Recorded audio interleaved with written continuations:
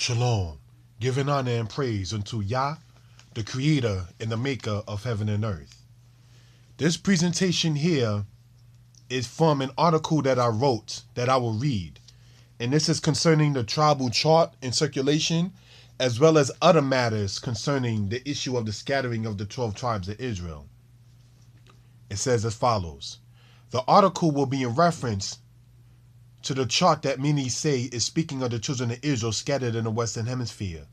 Let's understand that the chart that we are speaking of came from an Israelite school in New York, and the dating of that chart goes back to the 1970s. This was before many people who may be hearing this was even born. The chart basically uses an understanding from Genesis 49 and Deuteronomy 33. The chart also, by those who know the people who made the chart, used sources from missionaries who were Europeans, such as the one who said he heard the people in Mexico in 1644 saying the Shema Israel, a verse that comes from the book of Deuteronomy chapter 6. The man's name was Manasseh ben Israel, and he wrote a book entitled Hope of Israel. Another source is used stating that Columbus, when he traveled to what they called the New World, that he had a Hebrew translator when he had to communicate with the natives in the Western Hemisphere. Getting back to the point of the presentation at hand, the chart that we're speaking of states that Judah is the Negroes. Negro is a Spanish word meaning black. The Negroes, in particular, that the chart is referencing is who we would consider to be the quote-unquote African Americans, those that are in this country called the United States, as well as in a country called Canada. In the Bible, in Deuteronomy chapter 28, verse 64, we see in part, the Lord shall scatter you, Israel, from one end of the earth even unto the other end. The same is found in the book of Deuteronomy chapter 4. This was said in the timeline of the Bible around 1440 or 1450 BCE. In the time now of the prophet Zechariah, we see that Israel was scattered like a whirlwind among the nations. This can be found in Zechariah chapter 7. The timing of this is in the 4th century BCE. This is over 1,000 years from the time of the prophet Moses, from the book of Deuteronomy to the book of Zechariah. Now, just want to sit there and let this be noted and understood, is that when you're speaking about the diaspora or the dispersing or the scattering of the tribes of Israel, you have to sit there and cite the scriptures. See, you have many people who move upon emotion, many people who move upon, oh, I don't like a particular camp or I don't like a particular group.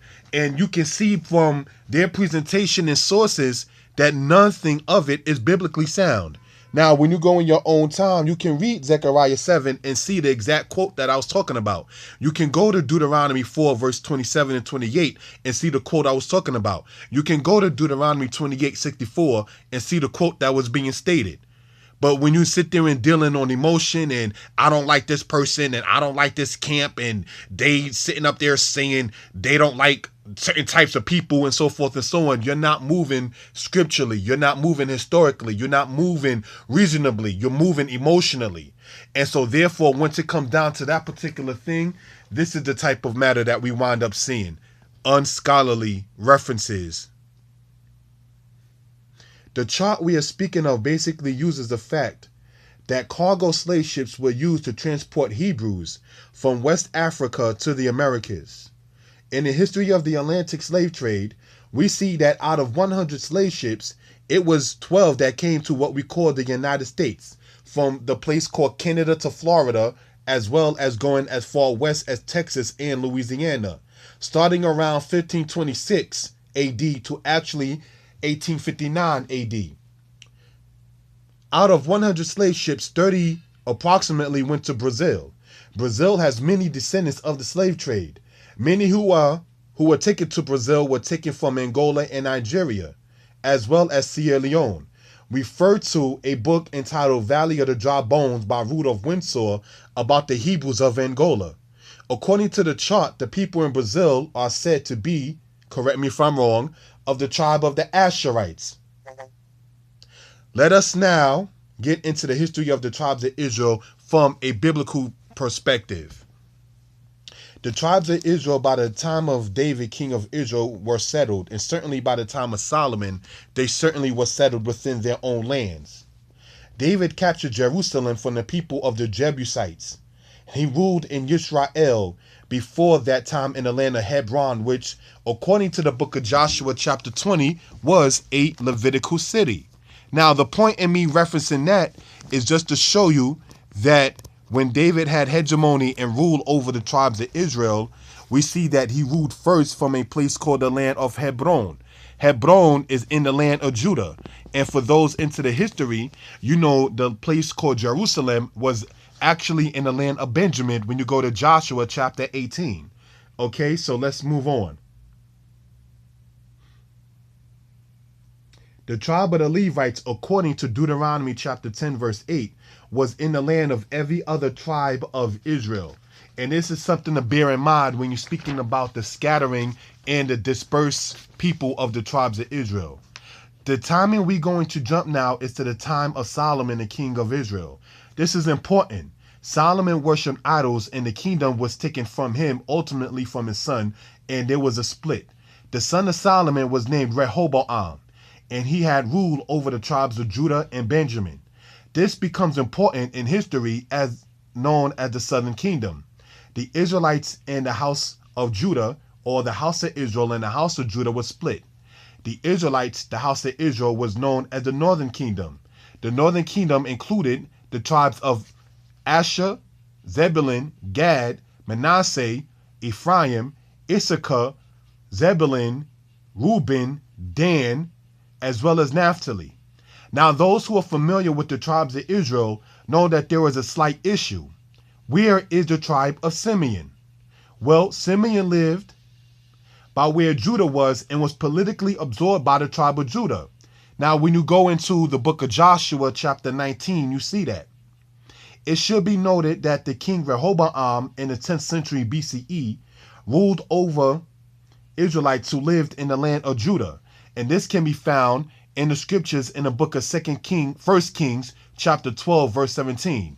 When Solomon passed away, brothers and sisters, his son Rehoboam ruled over people that was of the northern tribes of Israel that was living in the land of Judah. This becomes very important as we get into the other parts of this presentation.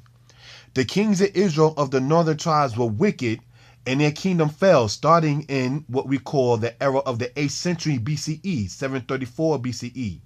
In the book of 2 Kings chapter 15, we see that Tiglath-Pileser, also known as Pulu, the king of Babylon, who ruled in Assyria, took the tribe of Naphtali and the tribes on the east side of the Jordan. When you go into 2 Kings chapter 15, verse 29, and 1 Chronicles chapter 5, verse 25 to verse 26. So now we have the tribes of Naphtali, Gad, Reuben, and Manasseh from the east side taken to the Assyrian captivity, this being in the era of 732 BCE. The king after Tiglath-Pileser III was a guy named Shalmaneser V, also known as Ululai, the king of Babylon, who ruled in Assyria. And we can say that there was what we call in today's terminologies drama or beef between them, the Assyrians, and the Israelite kingdom under Hoshea. This is in the time of 725 BCE when he invaded, according to 2 Kings 17, the land of the Israelites. It says he went up throughout the land. According to the records he left and his annals, he spoke of capturing Samaria. When you go to the book Hebrewisms of West Africa, page 123, you read about Sargon's proclamation. Samaria was the capital of the northern kingdom of Israel, established by Omri. Omri was the father of the king Ahab. Ahab is interesting. He was the king who is even referred to in records of other nations. In the time of his rule, this is interesting too.